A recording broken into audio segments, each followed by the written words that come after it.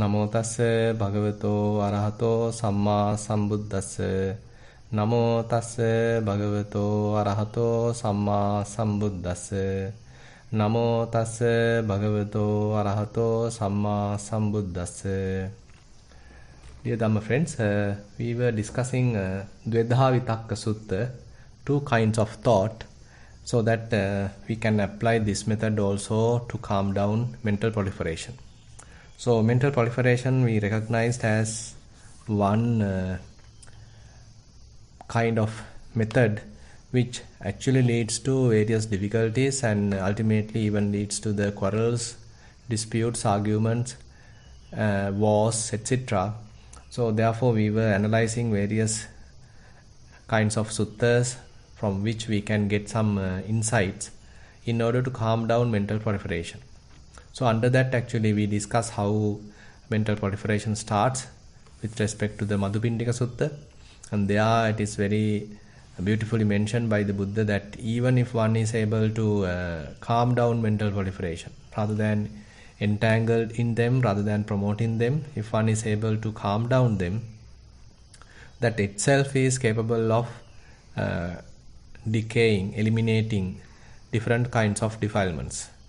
Different kinds of latent tendencies can be eliminated by calming down mental proliferations. And then we discussed in the Indriya Bhavana Sutta how Buddha come up with some Chittanupassana techniques. Whenever a mind state arises, how to recognize that as a burden, as a heaviness, as some gross form, or how it is conditioned and how it is constructed. And after realizing that the nature, one can return back to the normal, simple, unentangled, spacious, equanimous state. So likewise we understood different techniques Buddha mentioned, how to overcome mental proliferation, how to live in a more peaceful, calm, equanimous state. And then we discussed Sakkapanha Sutta, where another method is explained with respect to various different kinds of feelings. There Buddha advised God Sakka that different feelings are available and some of them are better to associate, some of them should not associate. They have to be avoided.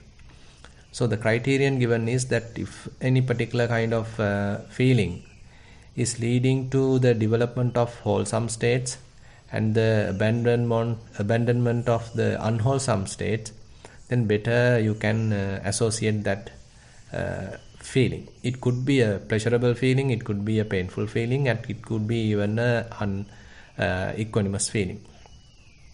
And on the other hand, if there are feelings, once you are associating them, if it leads to the development of defilements, unwholesome states, and the decline of the wholesome states, then Buddha mentioned don't associate them. So therefore, different categories of feelings are available and we can actually associate them if those associations are leading to the development of wholesome states. And when we are doing that sort of practice also, Buddha mentioned, slowly you may come to the level that you are only associating the feelings which are contributing towards the development of wholesome states, and later you are calming down thinking, calming down pondering even when associating such thoughts, such feelings. So the mental proliferation now slowly become less and less, and ultimately necessary or useful feelings you may be associating with a calm mind, with a relaxed mind, with a mind free from inner chatter. And then we were discussing this Dvedha Vitakka Sutta. So it's a very beautiful sutta available in Majjhima Nikaya, where again Buddha discussed several other aspects of the mind, and he honestly sort of going through certain practices that he used during his own enlightenment. So before he became the Buddha, so he said, he mentioned here that he understood that I have to divide different types of thoughts into two categories. wholesome categories and the unwholesome category. Wholesome category has renunciative thoughts, thoughts of loving kindness, and then thoughts of non-cruelty. And those thoughts can be associated. And on the other hand, there are the opposite. Those are the sensual pleasure-related thoughts, and then the thoughts of ill will and thoughts of cruelty. And whenever different type of thoughts are arising, so Buddha try to recognize them. Either is it a wholesome thought or either is it an unwholesome thought. So this is a very distinct point here also available. So typically what happens is whenever thought arise, rather than doing this kind of categorization, what we do is immediately we claim it as mine and we get entangled in it. We are carried away by that, and we become a victim of that whole thinking process. But here, thought is looked at objectively. So rather than you identify with the thought, rather than you start to thinking in line with that thought, rather than you are promoting that thought, so you simply recognize thought as a thought. So this is simple Chittanupassana. In the Chittanupassana also Buddha mentioned Saragang va chittang saragang chittanti pajanati, Vitaragang va chittang vitaragang chittanti pajanati. So here also Buddha mentioned that he recognized sensual desire as sensual desire, and renunciative thought as a renunciative thought. They are merely thoughts.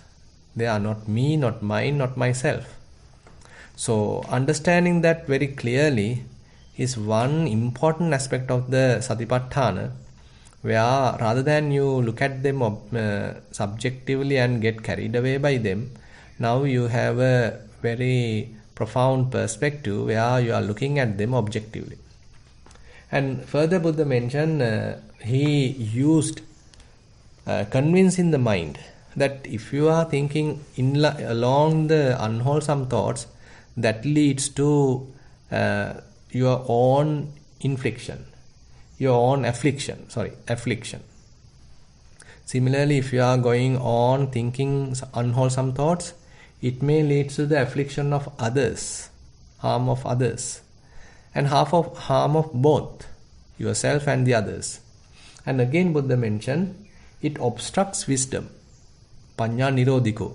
So it obstructs wisdom. So you may have developed some amount of mindfulness, some amount of concentration, some amount of wisdom. So since you are thinking unwholesome thoughts, now that developed wholesome state start to vanish, go to decay, because you are going in the wrong direction.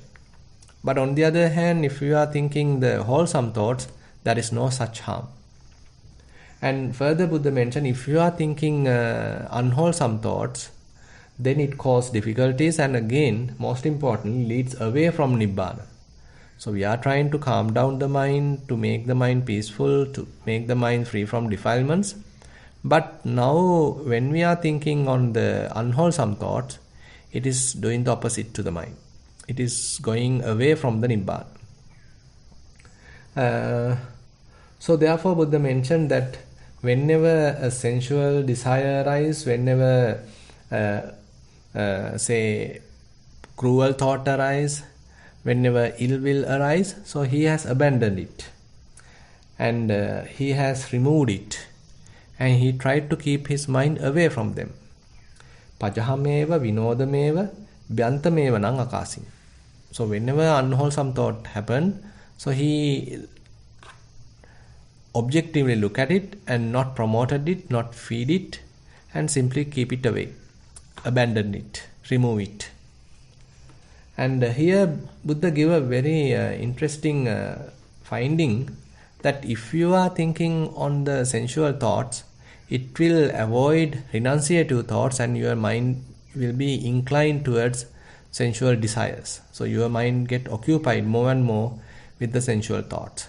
Similarly, if you are thinking in line with the ill will thoughts, it will avoid any loving kindness thoughts, and your mind will be more inclined towards thoughts of ill will. Similarly, if you are thinking too much on the cruel thoughts, then the thoughts of compassion will be eliminated. Instead, your mind will be fully occupied with the thoughts of cruelty. So your character is determined by this kind of thought patterns. So what you are thinking is ultimately determine what is your character.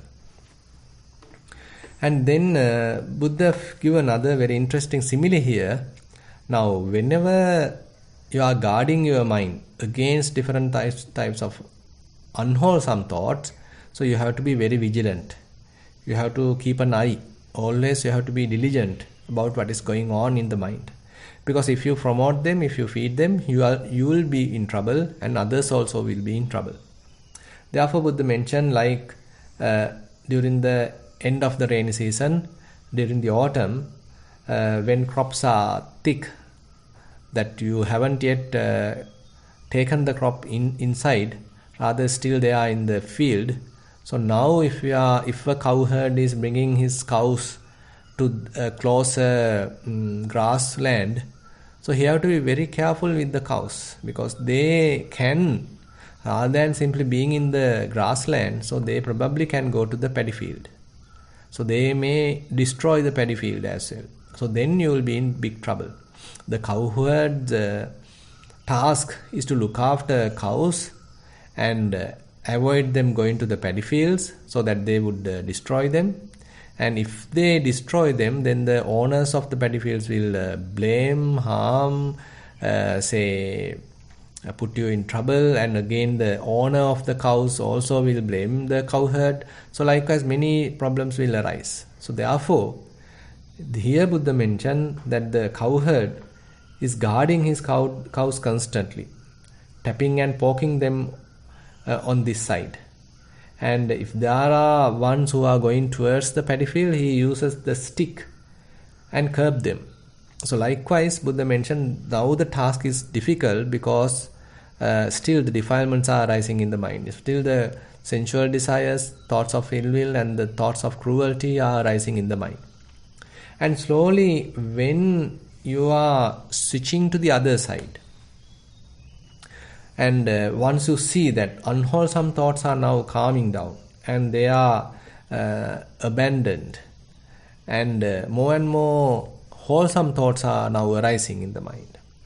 And Buddha mentioned here, he understood akusalanam dhammanam adinamam okarang sankilesam. Whenever unwholesome thoughts are arising in the mind, that you are keeping them in the mind, so that starts to pollute the mind. That starts to defile the mind, and it leads to the danger or degradation of the mind. But on the other hand, the wholesome thoughts are more and more associated. It leads to tensing, it leads to renunciation, it leads to the kind of positive side of the mind. It makes your mind cool, in other sense. Now, again, when you are thinking more onto the wholesome thoughts, it eliminates unwholesome thoughts. Say, if you are thinking fairly on the renunciative thoughts, then more and more unwholesome sensual pleasure-related thoughts will be slowly faded away, and mind is occupied with renunciative thoughts.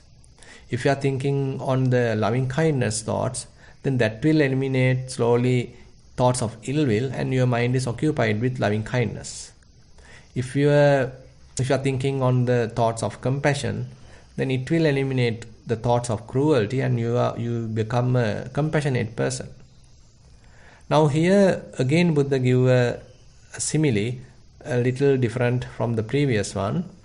Now the cow herd is watching the cows, but at this time all the crops were taken into the village. So now paddy fields are empty. They doesn't have the crops. Therefore, even the cows go to the paddy fields, no harm. Therefore, the task of the cow herd is easy. So he doesn't have to stressfully look at them. Rather, he can simply be aware, okay, cows are there. Simple as that. So his task is very easy, and he can simply allow the cows to dwell as they like, move as they like. There is not much danger. And similarly, if you understand, okay, now the mind is fairly restrained, it is not thinking on the unwholesome thoughts, now it is tamed and trained to think wholesome thoughts. Therefore, there is no big harm now allowing the mind to think as it like. You simply do a relaxed observation. You are maintaining some mindfulness, but a relaxed mindfulness. So these are actually very practical points Buddha pointing out. Now, when your practice evolving, when your practice is developing, so you may reach this kind of state. At the beginning is a big struggle. Many defilements are there, many hindrances are there. So you have to be on guard. You have to use a lot of effort to maintain the mind in the wholesome side. But once your effort is successful and more mind is inclined towards thinking wholesome thoughts, then the task become less difficult, and you can peacefully allow the mind to operate, and you don't need to worry much because now it is fairly trained to think in the wholesome side. Now another interesting point is here. Now when your mind is more and more inclined towards wholesome thinking, and later actually it itself leading to more refinement. Now the positive atmosphere is more developed, your mind become more wholesome and more refined and more cleansed. So more the mind is cleansed, you may even understand these thoughts of, or the wholesome thoughts, when it is thinking too much, when the mind is occupied with wholesome thoughts constantly, that itself has some sort of a burden, and you feel tired, you feel occupied, you feel burdened. So therefore Buddha mentioned at that time, so after recognizing that the burden of the even thinking the wholesome thoughts, now he calmed down them. Now he simply kept the mind closer to the body without thinking. Now this is the Kaya-anupassana, where you are simply keeping the mind without inner chatter, without any kind of noting, labeling, simply a quietened mind. Ajjattameva chittang santapemi, sannisademi, ekodin karomi, samadhami. Now internally now your mind is peaceful. Internally it is very much anchored, and there are no agitation, there is no thinking, there is no inner chatter. Very calm, very quiet. Now this is the point that one can start, one can say the very good vipassana, because the now mind is very malleable, diligent, and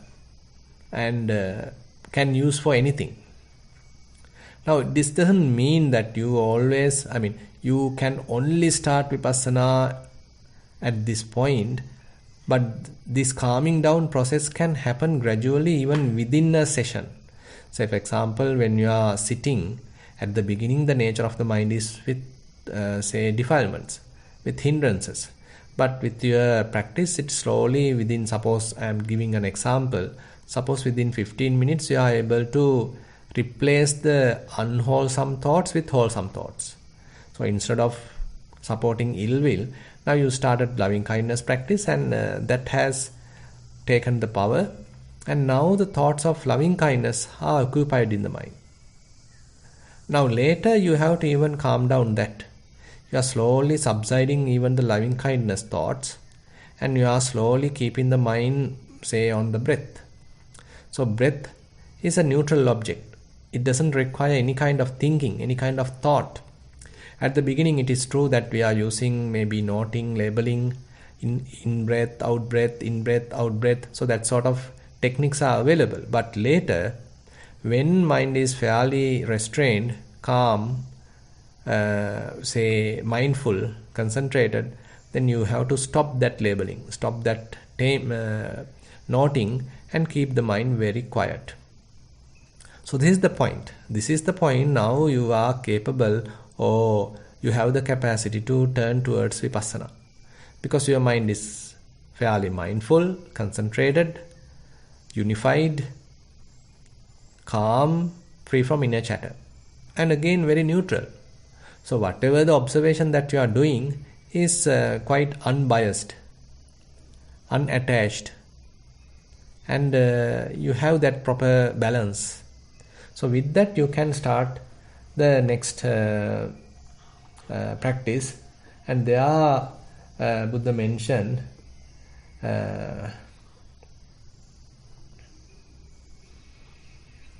different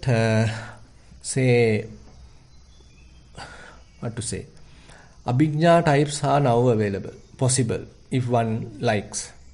Say for example, if you are expecting to recognize different past lives, even that can be reflected.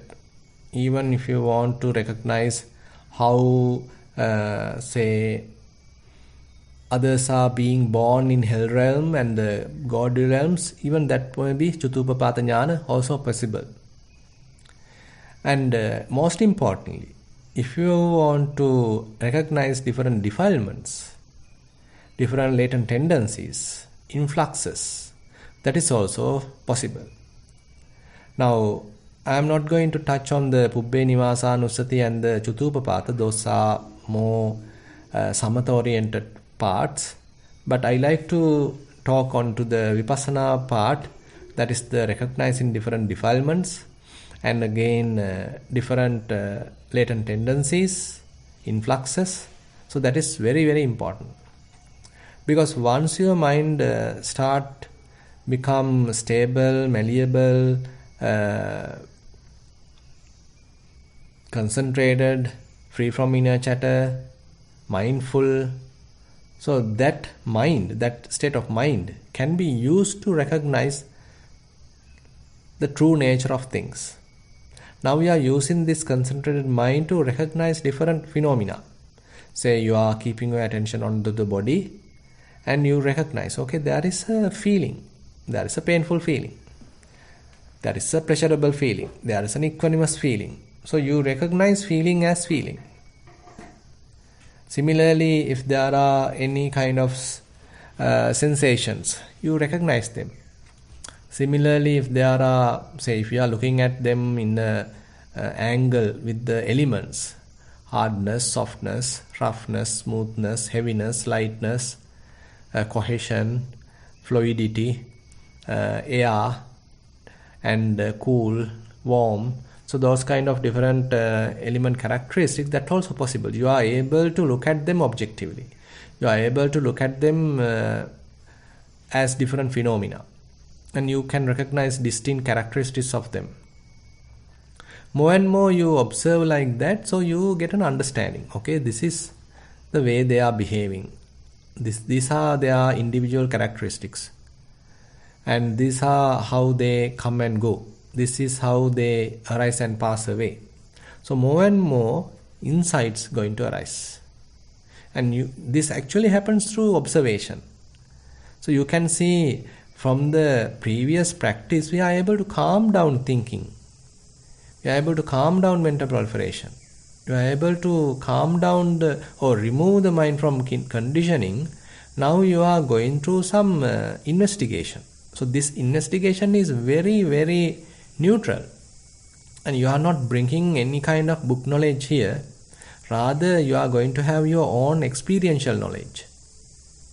Slowly you keep your attention and you are trying to recognize different phenomena, and the observation will give you different insights, and those insights are very direct insights. Those are not borrowed insights. Rather, you are gaining insights through your own observation, experiential knowledge. So that is very important.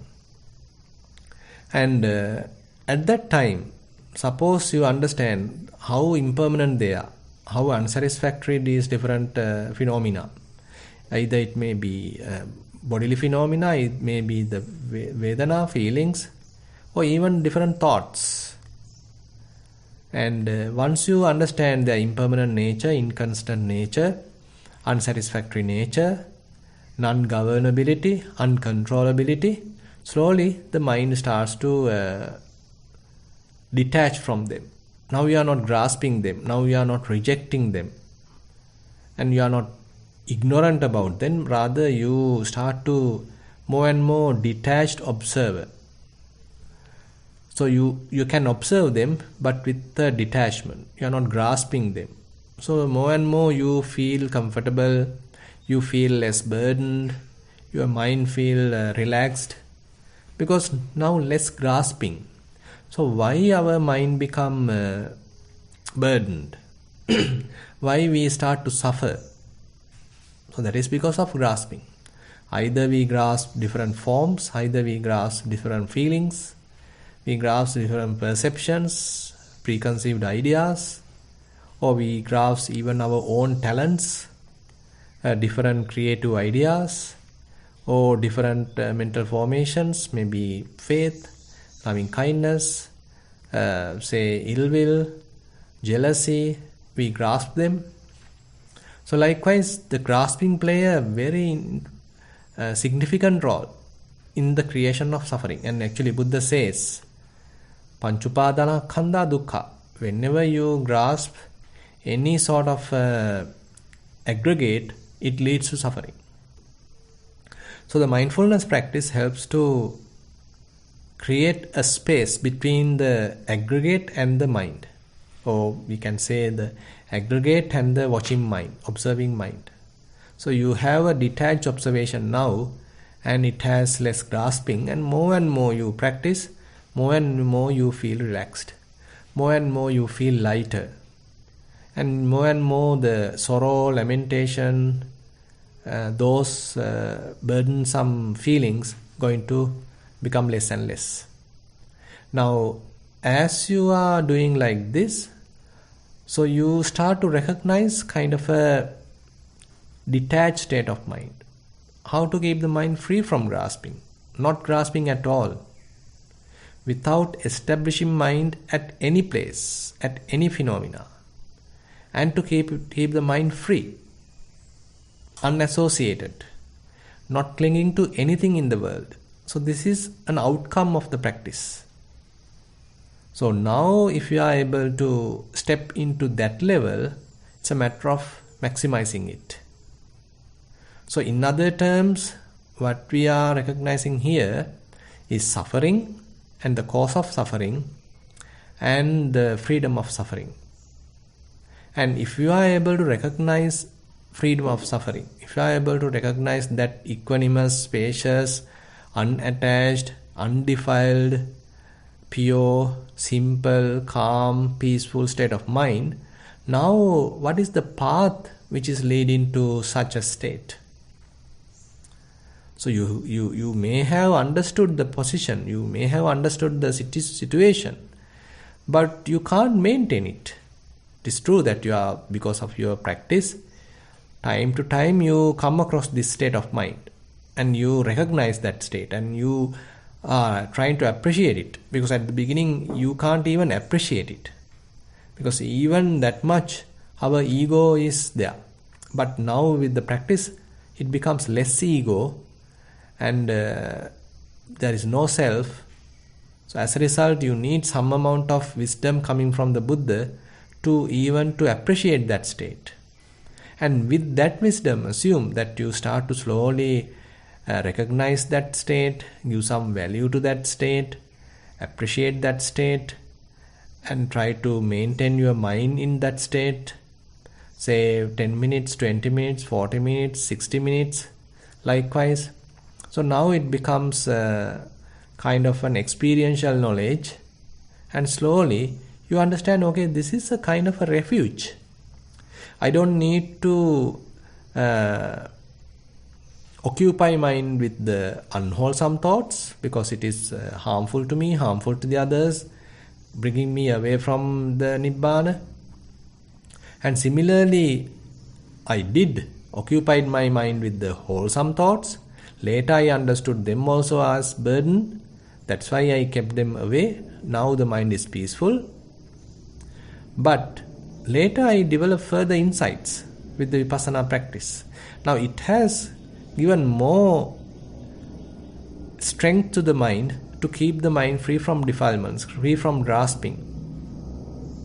And now mind is more pure, more cleansed, and you are able to understand even very subtle defilements and different tendencies in the mind. How mind is working. What are the different patterns available in the mind? Whenever, suppose, you are encountering some particular person, say why the mind is reacting like in a particular way. Say there is a person that you don't like to see, but at the very early morning, all of a sudden you got to see him. But immediately your mind like shrinking. You feel uncomfortable.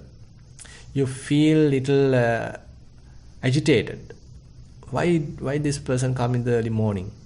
The whole day is going to ruin because of this person. Now that sort of attitude, that sort of preconceived ideas, different perceptions. So this is how mind is conditioned. So we are thinking in a particular pattern. So mind is very much like programmed, conditioned to think in a particular way. And on the other hand, suppose you like to see another person. So in the early morning, so you see him, maybe accidentally. And so once you see him, okay, you feel really positive, you feel really happy, you delighted. So because you saw as the first sight this particular person. So this is again the way the mind is working. So our mind is conditioned to look at in that angle.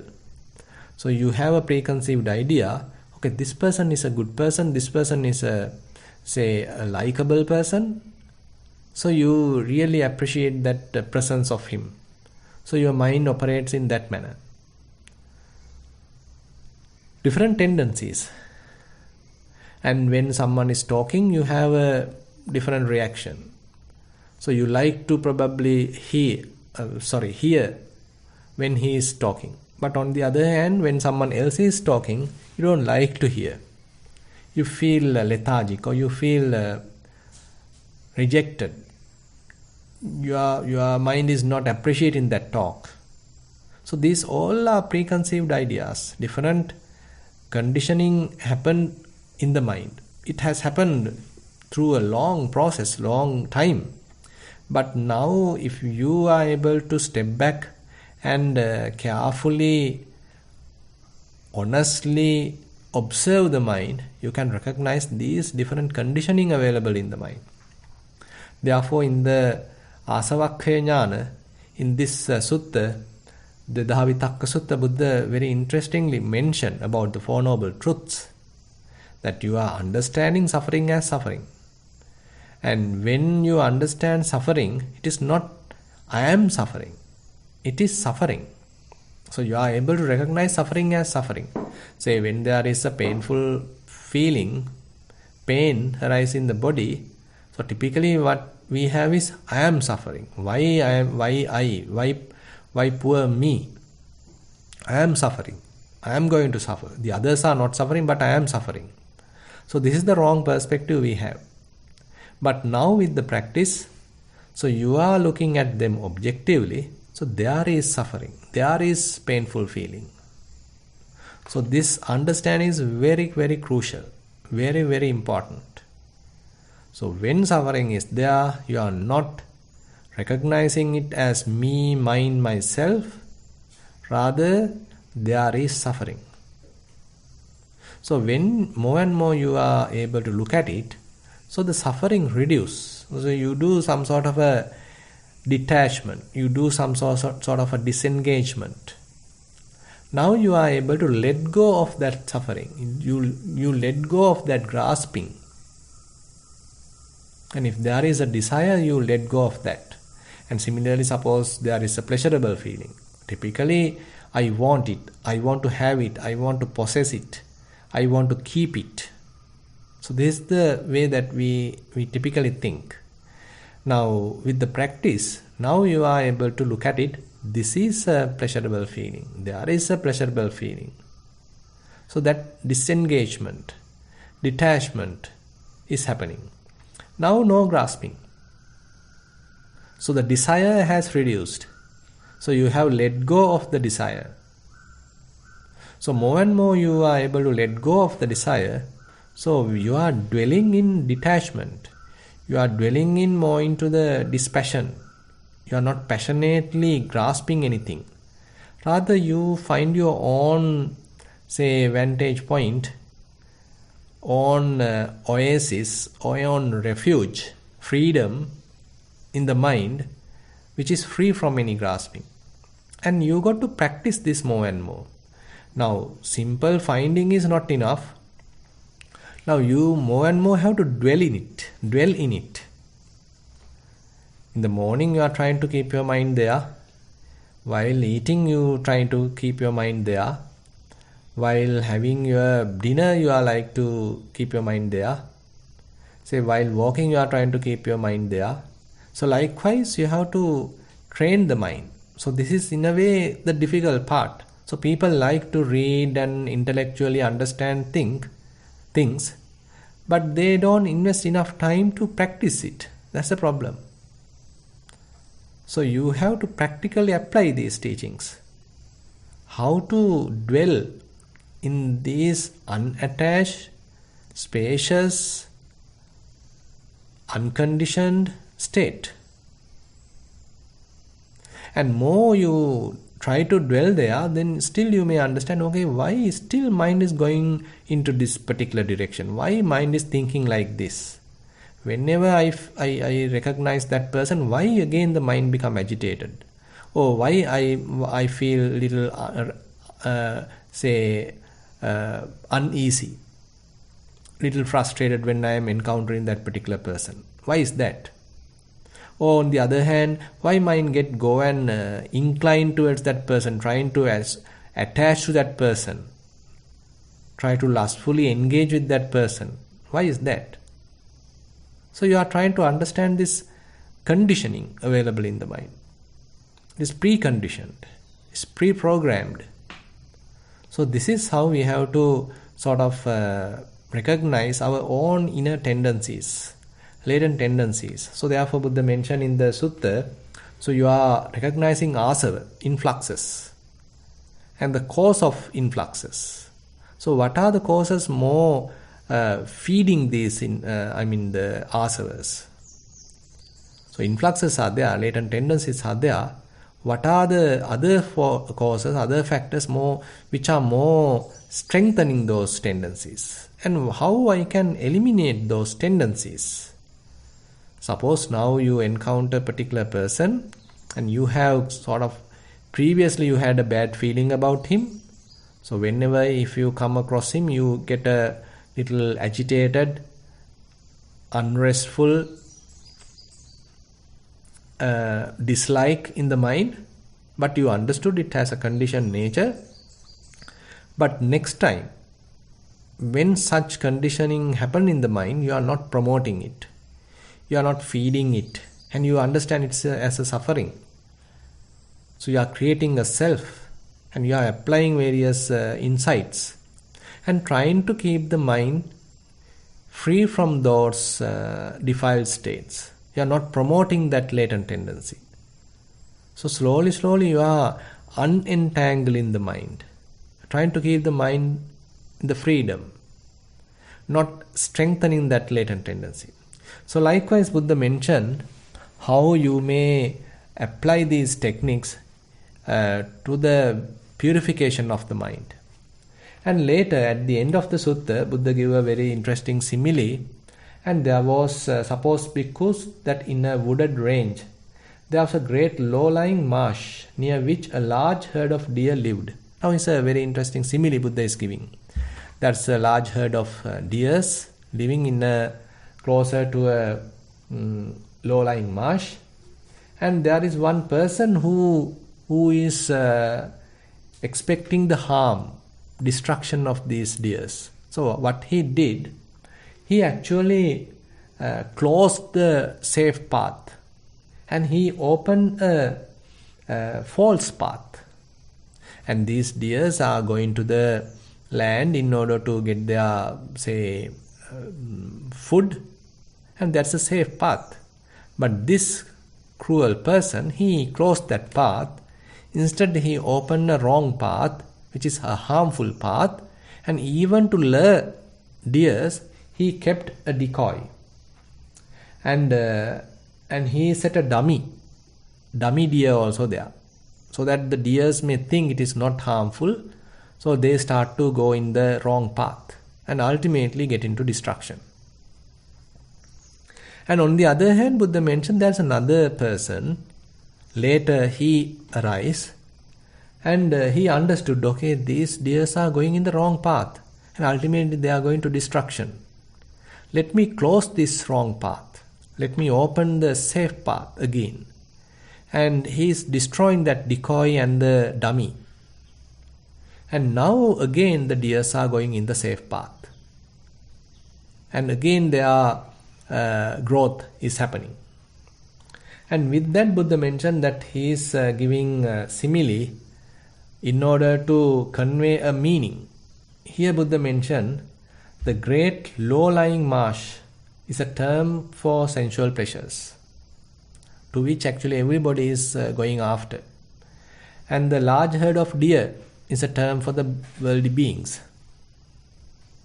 And again, the person who are expecting harm, ruin, bondage is the person called the evil one, that is the Mara. And the false path is the wrong path, that is the wrong view, wrong perceptions, wrong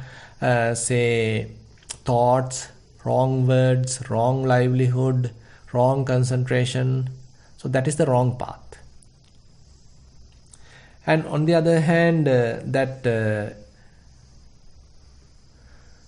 decoy and the dummy are the greed and the delusion. And on the other hand, lust and the delusion, ignorance. And then the person who is expecting the growth of the people, growth of these deers.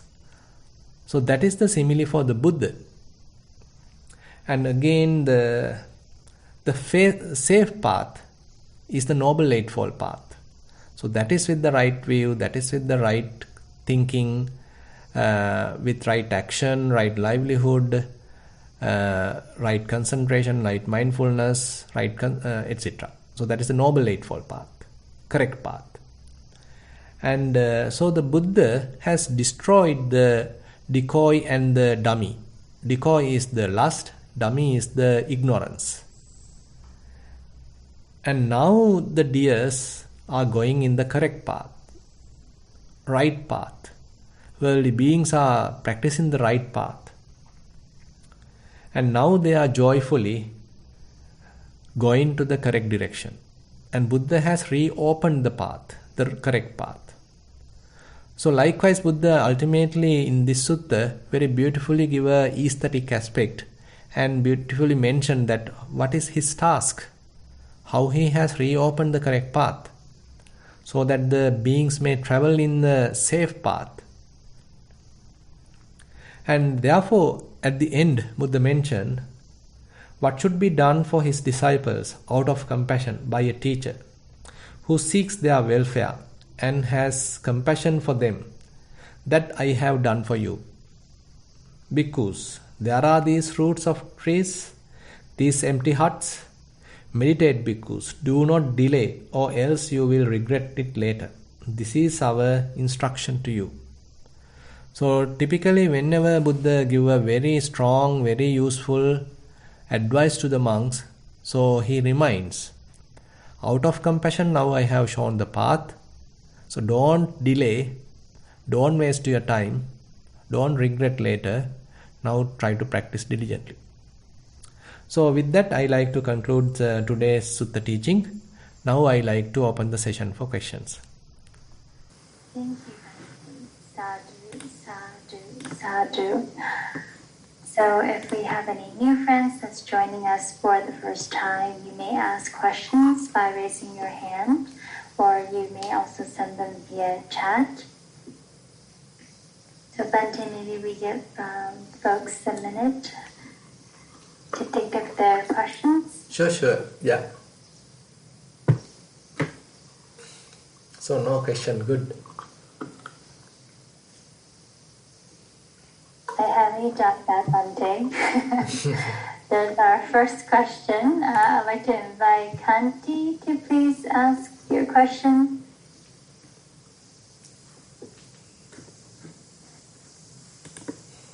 Bhante, my name is Sam.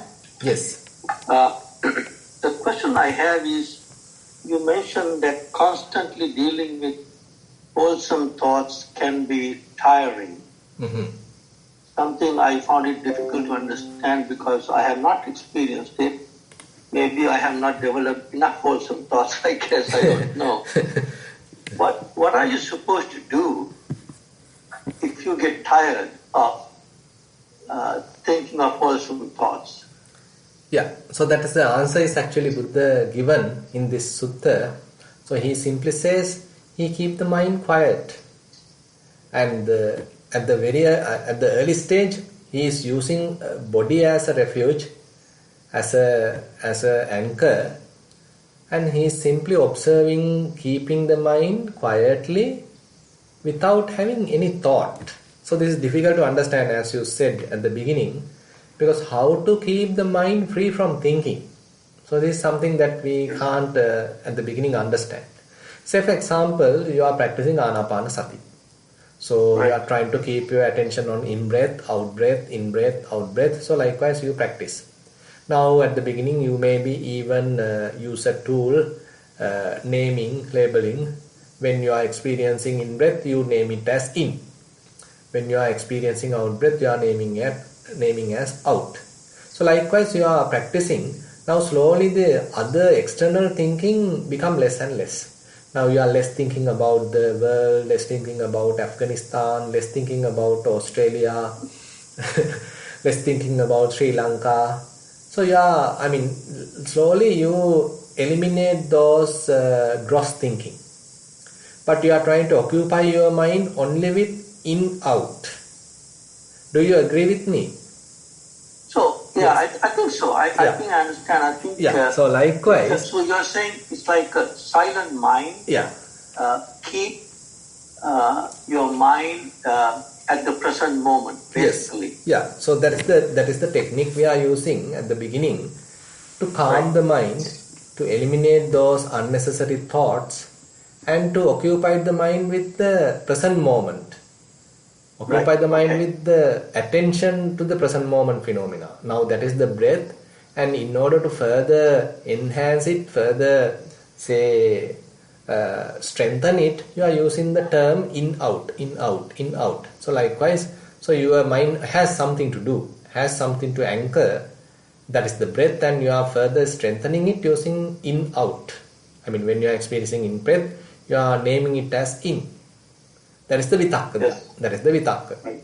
And when experiencing out breath, you are naming it as out. Now later, slowly, you may come to a region that now breath is very subtle, very, almost unperceivable. So at that time, still if you continue to say in, out, so that is a disturbance to the mind. So you got to feel it. You got to feel that it's a kind of a jerk. Whenever you are murmuring or whenever you are labeling it as in, how about even not doing it?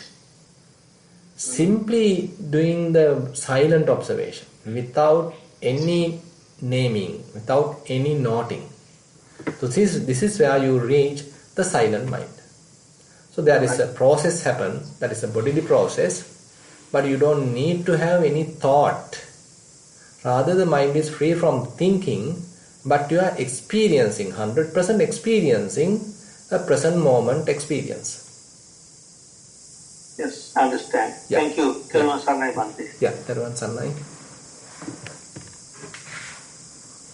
Bhante, I have a quick question here. Bhante, where can I find this PDF book? Is it on the Nissarana Vanaya website? Yeah, actually I am showing you the Bhikkhu Bodhi's translation. This is the Majjhima Nikaya translation, middle length discourses by the Buddha. One option is you can purchase it. I mean, it's available. You can go to the Amazon and you can buy it if you are in overseas. And this is available in Sri Lanka. It's a very good translation by Bhikkhu Bodhi. Majjhima Nikaya translation by Bhikkhu Bodhi. And probably I can put this particular sutta to Nissarana web as well. Still I didn't put it in. I hope Bhikkhu Bodhi may not be angry with me. Because this is actually shared with us. He actually shared with us. Otherwise, I mean, you have to purchase the book through, I mean, it's a wisdom publication. Yes. Okay, thank you, Bhante. Next question, I'd like to invite Dvedha. Thank you, Jennifer. Bhante, now the Buddha finishes up by saying, meditate because do not delay or else you will regret it later. So obviously as lay people we need to meditate. Obviously we can't meditate for long hours, but we meditate as much as we can. We also do try to watch what we are doing, to be mindful of all activities, or not all, but some of the activities at home. So that is also a form of meditation, I believe. So is that enough, Bhante? Yeah, actually it depends on, at the beginning you need much meditation. Meditation in the sense, some formal meditation is very important at the beginning. That is why you are making a schedule. Maybe you are going to a retreat. So likewise, Yes. fair amount of dedication is required because the mind is full of defilements. Mind is full of, say, hindrances.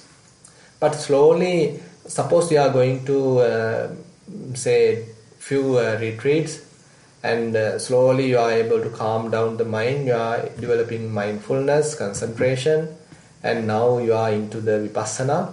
So likewise, more and more you are developing mindfulness. Now that many retreats may not be necessary. That many dedication is not necessary because slowly you have the skill now. Your mind is not that defiled. It is very much like that cowherd doesn't have to look at too much, doesn't have to be always very steady of the cows, because now the thoughts are more into the wholesome side and more the mind is calm. So at that time you can little relax your, say, practice, but it doesn't mean that you stop looking at the mind. So that has to be an ongoing process, that you are now have some hands-on experience, and therefore you can even continue watching the mind without being carried away by the thoughts. At the beginning you can't do that. But once you develop fair amount of mindfulness and clear comprehension, and now you can actually watch the mind. So this watching the mind is not limited to the cushion. So from the very moment that you wake up till you go to sleep, irrespective of where you are, you have to watch the mind. So that actually even allow you to go home, so engage with other activities. Say you are doing your daily course, so you are going to your working place, and at that time also you have to watch how mind is reacting. Now say for example, today I gave you a couple of examples that say when you encounter a particular person, say a different way of reaction is happening in the mind. So now that may happen during the working place, for example. Yes. So likewise, we need to honestly understand how mind is reacting to these different persons. So why is it happening? So, in order to know that, we can't simply be at home. At home also you may have some sort of things, but the real war front is maybe at the office, maybe while you are traveling, maybe dealing with different people. So there also we have to keep on guard of the mind, and we understand, okay, this is how mind is operating. While I am talking with this person, mind is operating like this. While I am talking with this person, mind is operating like this. So likewise, even though, I mean, externally they can't see it, internally we are doing some sort of a introspection. How mind is working while I am talking with this person, how mind is reacting. So what are the tendencies operating in my mind? So likewise, some inner ongoing scrutiny, inner ongoing observation is necessary. Yeah. Yes, Bhante, I think I have done a fair amount of groundwork, but what you said about retreats and all that, Bhante. But I think for me, I find that as you say, when when you're sitting on the cushion, things are, there's no obvious distraction. Yes. Once you get into a peaceful state, so we don't see all these very sort of ill will and all. Well, not a whole lot. Maybe an occasional one comes and goes. Yeah. And lustful thoughts and all don't come because we are sitting peacefully and feeling very peaceful, Bhante. Yes. So I feel that practice for me, I find that it's more useful, as you say, when you do it in the real life. Yes. Yes. And the other thing, Bhante, was that you said as we go into meditation, or you were speaking about meditation, and the mind becomes free, less attached, more peaceful, and less of the oneself. You said we see these subtle defilements. Yeah. I don't know whether I have seen those, Bhante. Have you to go into real deep? Have you to go into deep? Not deep in the sense, I mean, no, thing is, more and more you keep the mind free from mental proliferation, so more and more mind will start to enjoy or encounter inner silence. Yes. So at that time, so even the slightest defilement you may feel or you may recognize. Very much like a very simple simile we can give here. Say you have a dirty cloth. So it is dirt. There are dirt with the, say, many different ways. Now even if you put a little bit of ink to it, it is not visible because it is extremely dirty. But on the other hand, if that cloth is washed and fully make it very much like a white cloth, then even a little drop of ink, it is clearly visible. So similarly, as we purify the mind, as we are continuing our practice, even a slightest defilement going to be visible. So it's not you may not have that skill immediately, but slowly as our mindfulness improves and more and more we are dwelling in a more peaceful, calm, pure state of mind, so the slightest defilement make a jerk in the mind. So you may feel it kind of a gross defilement, but it is really a slight defilement, but we feel it strongly. So it comes as a thought. Does it come as a thought? Yes. Yeah, I mean mostly that is how, I mean, latent tendencies at their latent level you can't recognize. Yes. So they are actually hidden. But how they manifest, so the manifestation happened as a thought. Yes, Bhante, but how does like the latent anusayas how does a thought avijja arise? That's what I am telling. An example. Now, say for example, now whenever you are thinking, oh, that person is a bad person, so that person is my enemy. So there avijja is available. So the very thought indicates fair amount of avijja because you have personified the whole thing. So you consider him as a person, and there is I. So I am also a person. For me, he is a evil person. He is a enemy. So likewise, this whole thinking itself is rooted in avijja. But as I told you, Bhante, when I go into this peaceful state, I just feel so light and very peaceful. I don't get these thoughts, but it comes in the real life, obviously, but not in these states. Yes. So that's why I asked you.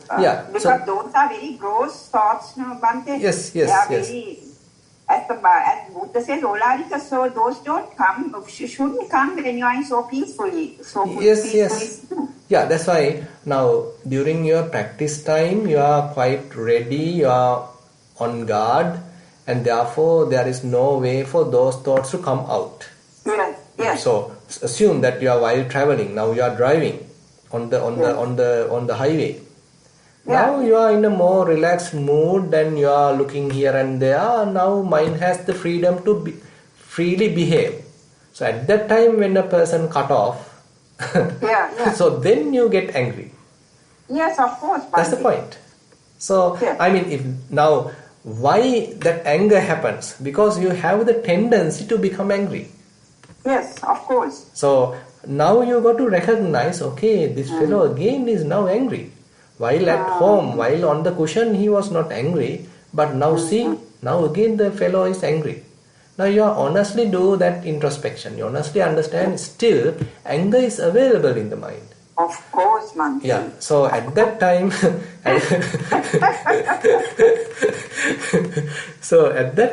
rather than promoting it, so let it go.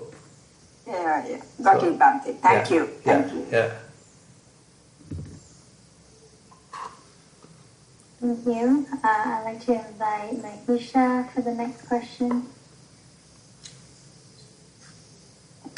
Yes, Bhante, I'd like to share some experience of my meditation for further advice from you. So, I actually started meditating. I started practicing since last December through Nissarana Vanaya instructions, and it's going quite well. I feel like now, if I say today's experience, so I do my walking for about 15 minutes because I have a problem in my foot, so I can't go longer under medical advice. So 15 minutes at a time, I do like 3 times a day, which is okay, but rather jumping here and there with mind is jumping here and there with some thoughts, but I'm quite getting it back soon. So it's keep going, and I'm not worried about that. So it's good. Sometimes think about something that someone told, like day to day, not very past in the sense like long time ago, no, and not future. It's like day-to-day conversations in the house come to my mind, and it goes off, and I looked at it. Okay, this is the thought came, so I recognize it. Once I recognize it, it's fading away. So it keeps on like that while I'm doing the walking practice. And sitting, I not necessarily do the walking before I sit, but sometimes I do walk for 15 minutes and then I go for the sitting. So sitting normally I like in the morning, first thing in the morning I wake up, and then it goes for an hour. So it goes like this. So I start with my breath, and then soon I go to body sensations, and then I watch the sensations, and then I go to look at my thoughts. And then quickly I feel I'm getting into the samadhi, and then I let it happen as it goes. And then it goes to a state where I don't feel anything, and then come back again to thoughts, and then again to I'm fully conscious, and then I can hear and see this. Hear the sounds, and again I go to the state of not feeling anything, no thoughts, and after some time, I can't exactly say how long, I don't feel how long that is, and then coming back to thoughts and coming back to again body sensations, and keeps that cycle going on and on and on until I finish my 1 hour. Now, I'm not worrying about anything over that, so that's what happened, like I told you the experience of today, so yesterday, day before yesterday. So that's how it happens. It's the pattern is like that.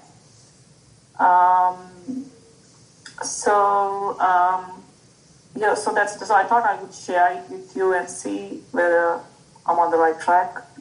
Yeah. And day-to-day activities, when I'm doing some work, housework, putting clothes for washing, I feel the touch of the clothes and then things like that. So when I'm putting the washing out, I feel the coldness of the clothes. So I'm on and off, I feel it, and then again a thought comes and goes. And also in case of, day-to-day life, things like if a neighbor says something or if someone says something, I always look at it, okay, all right, so the person is actually hanging on to that or something like that. I feel it. The person is too much, having attached to that particular issue. That's why the person is like kind of suffering and telling the story to me. And I analyze it in that perspective and feel like advising. And again, I'm thinking, no, I shouldn't, because that's the way that the person is looking at, and this is the way I'm looking at it. I shouldn't talk about that. So I keep more listening to what they say, and then no reaction. And sometimes I actually cannot say anything because I was not concentrating in the pattern that they concentrate, and then I lose words. So it keeps on going. And also, when someone says something, I don't feel it like giving, before I used to jump on it and then, give opinions, do like this, do like that, do like this, or they are not good. So things like that. I give my opinion, but I feel like I don't think they will understand when I talk in the way, because I'm looking at it in a different way. I think that what they feel. So something like that. So that's the way how the normal day goes. Sometimes I feel like it's be bored because no kind of entertainment now. So time to time I look at the Facebook and I feel like I'm going to, cancel the Facebook page. And again, I think, no, at least once a day I look at it and I kind of entertainment is there because I look at what's happening in Sri Lanka and what's happening to the friends or whatever. And don't feel like putting any comments or likes or anything because I don't like certain things and I don't dislike either. So that's how the thing is going on, Bhante. So any advice? Thank you. Yeah. So I think we simply have to leave the path for some more time, because things may not happen overnight, and as we discussed, the refinement of the mind happen very slowly, and the purification of the mind happen very slowly. And Buddha give a very interesting simile here, and when one God, celestial being, come and ask how you cross the shore. So there Buddha mentioned without struggling, without simply being idling. So he didn't struggle, but again he didn't idle, but continuing the path. So that's an interesting point that he is highlighting in the Ogattarana Sutta. So if we struggle too much, then we are holding things too strongly, we are grasping things too strongly, and we suffer. And because of that struggle in the restlessness, agitation arise in the mind. And on the other hand, if we are not practicing the path, then we are idling. Then we again stuck in the situation, and we cannot come out of it. Therefore, the practice has to be a kind of a smooth, ongoing thing, and slowly we are going through it. So it may be every day finding the middle, finding the balance. So every day it may change. Now suppose the middle that you found yesterday might be different the middle that you find today. So it's always a kind of a ongoing path. Every day you have to find out how can I keep my mind unagitated? How can I keep my mind unattached? So depending on the situation. So yesterday you may encounter some situation while at the, say, shopping mall. Today you may encounter situation while on the road. Tomorrow you may probably come across a situation while at home. Another day you come across a situation while at office. So likewise, every day is a new experience, and we have to go through it. We have to go through it and find out how to deal with it without making the mind unagitated, without making the mind agitated, and without keeping the defilements, without promoting defilements. So keeping some distance. So these are, practically we have to live and find out, and that is why it's shown as a path. So we have to travel in the path. So Noble Eightfold Path has to be lived, has to be practically experienced. So then it's a slow process. The purification may happen in the mind, and now I am telling you, I am also in the same path. So I am not an arahant. So I also have defilements. So but need to recognize them. So honestly have to recognize where I go wrong, where still I prepare some sort of conceit, where I am getting angry, where I am getting lustful. So those thoughts have to be objectively recognized and have to let go of. There is no any special instruction. It's a matter of continuing the path, and the development of the path itself will allow ourselves to understand more and more deeply and keep the mind more and more quiet, silent. So as you said, at the early stages, suppose, not in the practice, but in our typical life, say we are quickly jump into conclusions, jump into decisions, quickly giving our ideas and trying to advise others. So that is how we have operated. But now we are not that trying to show off. We are not that immediately coming to conclusions. So we can observe the situation. We can have some balanced approach. So that indicates some improvement in ourselves. Yes, thank you, Bhante. So in a sense, like you saying, like keep going. Yes, that's it. Yeah, exactly. So actually, while we are continuing, more and more subtle defilements going to be visible. So at the early stages, only the gross defilements are visible, because we can't understand very subtle defilements. Subtle defilements are always there, but the gross defilements have taken the upper hand. But slowly the gross defilements are reducing. Say at the beginning, say for example, in the Chittanupassana level, Buddha starts with recognizing lustful thought as lustful thought. Say renunciative thoughts as renunciative thoughts. Then the ill will thoughts as a ill will thought. Say loving kindness thought as a loving kindness thought. So likewise, it's a gross level in a way. But later in the Dhammanupassana, he again starts with the hindrances. So those are the gross level. But slowly he is going to the refined levels. Now he is talking about the, say, different aggregates. He is talking about enlightenment factors, Four Noble Truths. So you can see, there's a development, there's an evolvement happens. So with the evolvement, so those refined aspects going to be available, going to be understandable to ourselves. Yeah, but the good thing that I like seeing or feeling is when a thought of a unwholesome thought comes, like in earlier days we just react to something and then say something to someone and all sorts of things. But now thoughts are coming, okay, this is not great, this is really unwholesome or unnecessary. I must tell something like that. It comes to the mind, but it's again like a huge brake comes up, like you put up a brake in the car to stop it. Like comes a brake and say, oh, hang on, are you really getting to that mess, or are you like to stay in your peace? Something like that. A signal comes to the mind, and then say, let go. Yeah.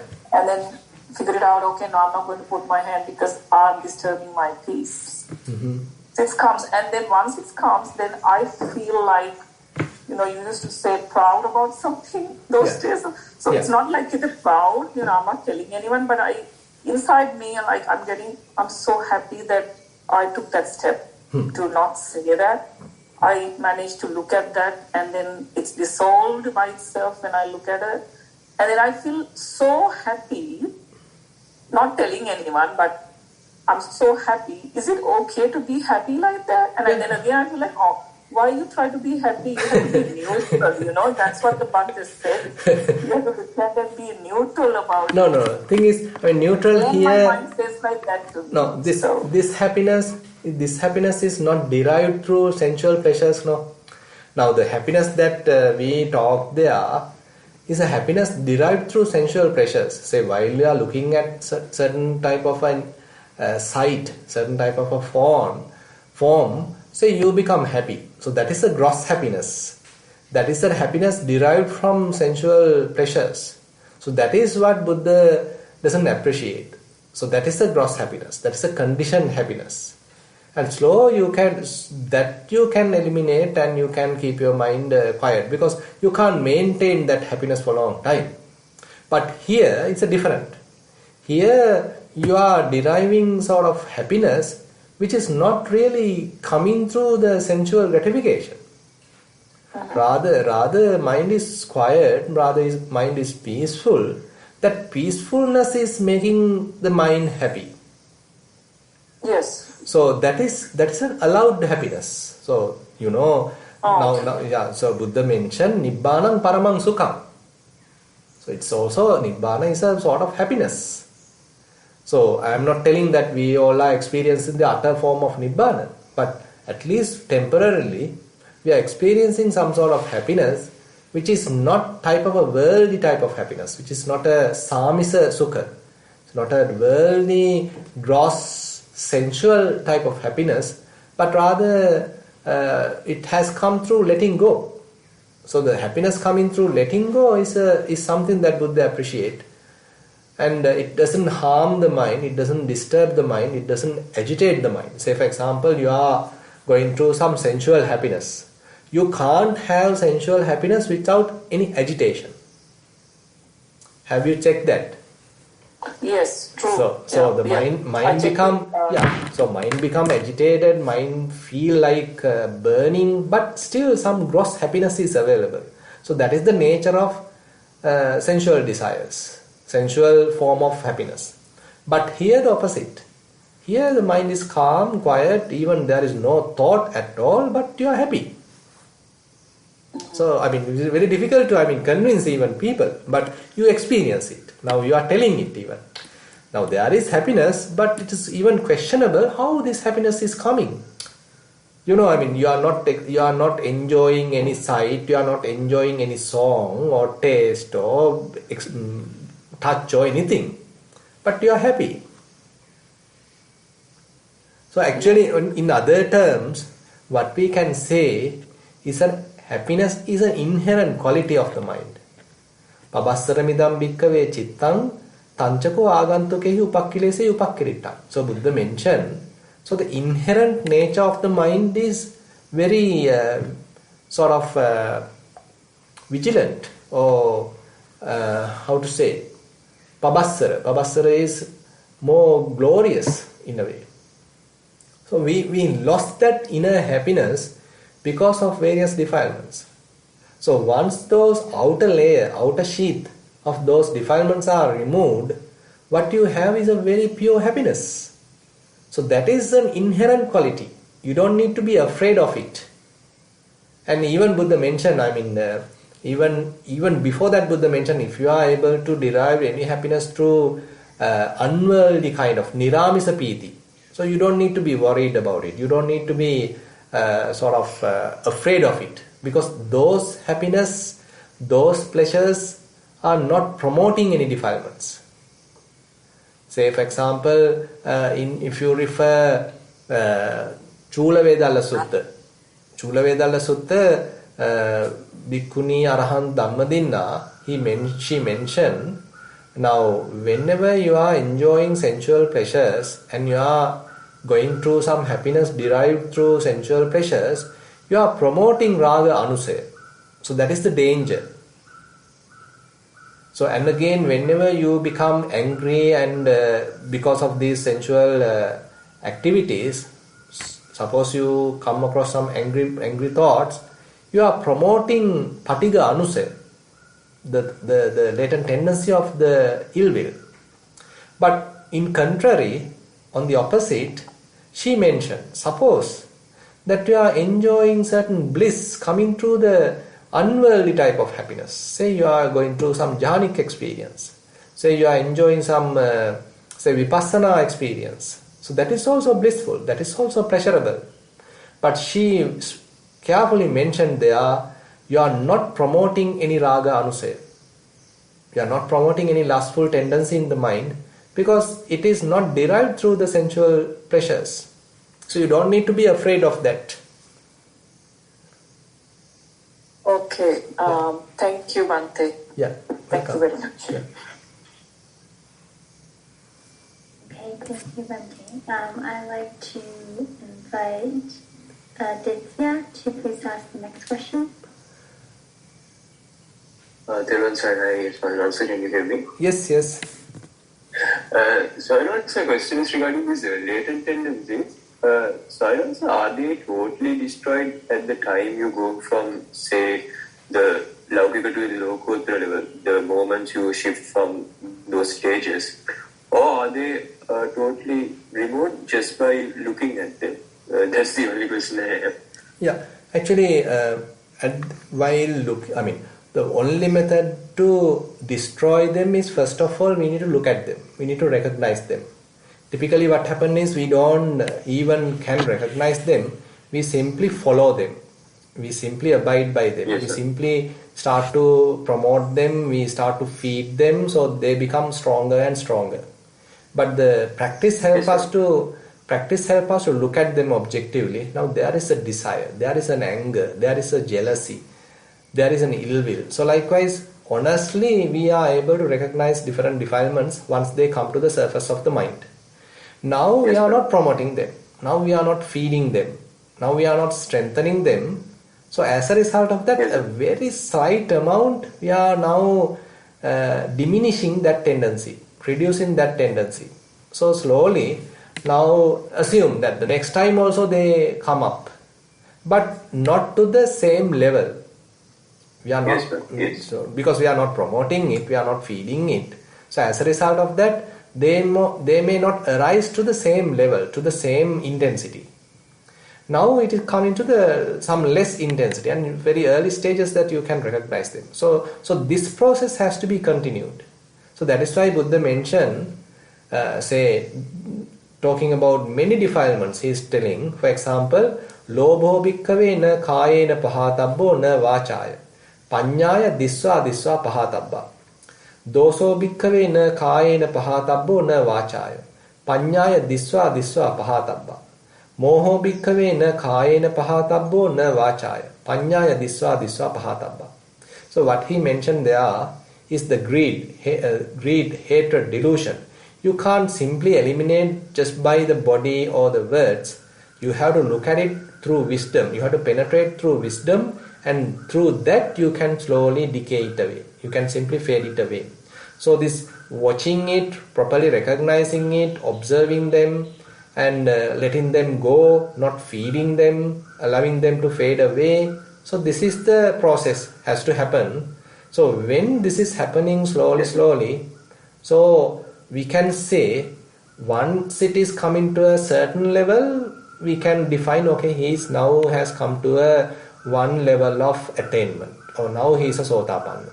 Suppose they are now further reduced, and at that level, okay, we can say, okay, now he has come to the Sakadagami, once returnal level.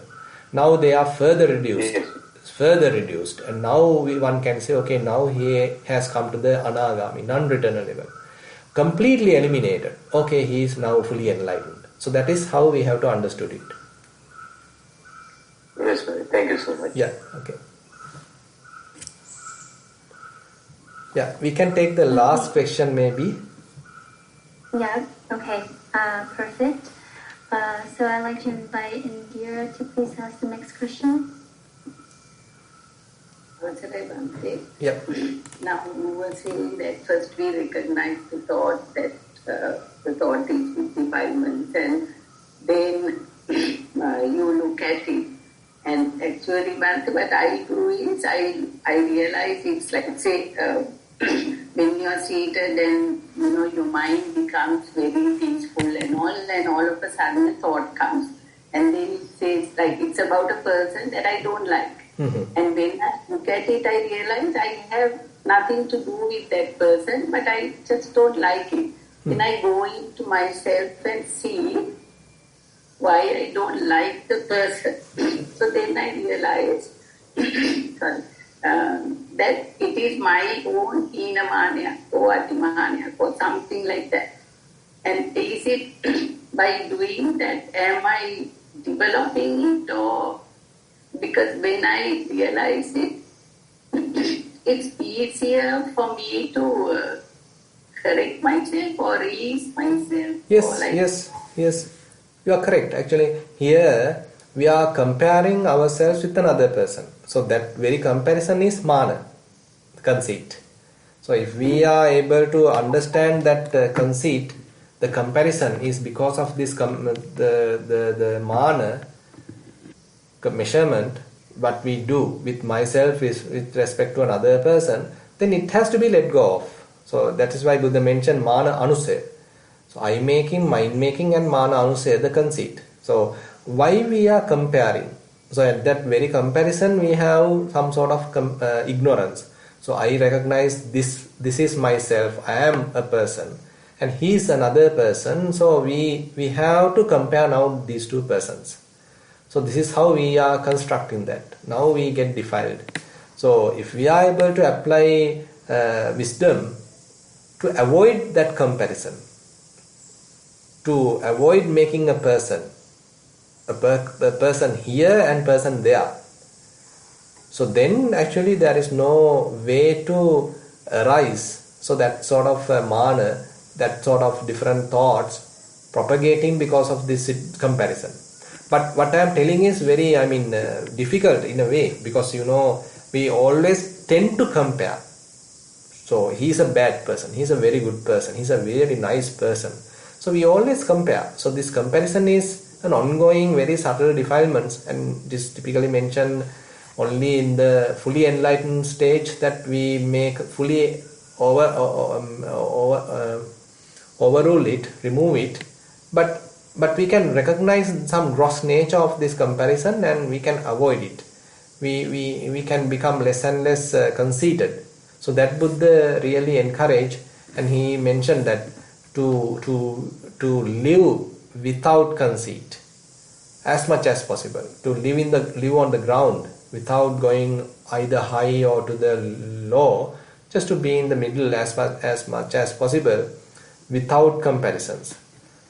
Things may happen slowly. Even though I am telling to you, I am also not perfect, so I also compare, but slowly I need to understand. So still some ignorance is there. I am making a self here, I am making a self there. So then I do the comparison. So likewise, if we honestly understand our own ignorance, our own foolishness, then there's a possibility of reducing that comparison. Yeah. Thank you, Bhante. Yeah. Okay, then thank you very much for all of your participation.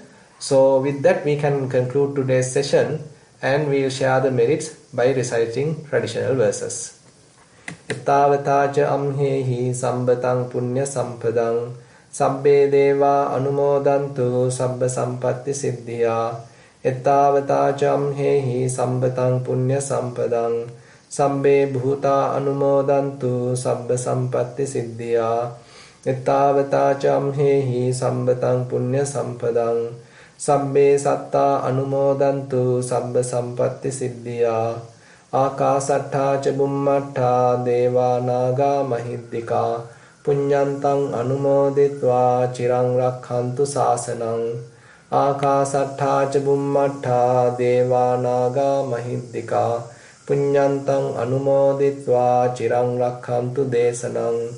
Akasattha ca bummattha deva naga mahiddika punyantang anumoditva cirang rakkhantu mamparang. Idang vo nyatinang hotu sukita hontu nyatayo. Idang vo nyatinang hotu sukita hontu nyatayo. Idang vo nyatinang hotu sukita hontu nyatayo. Imina punya kammena mame bala samagamo Satang samagamo hotu yava nibbana pattiya. Imina punya kammena mame bala samagamo.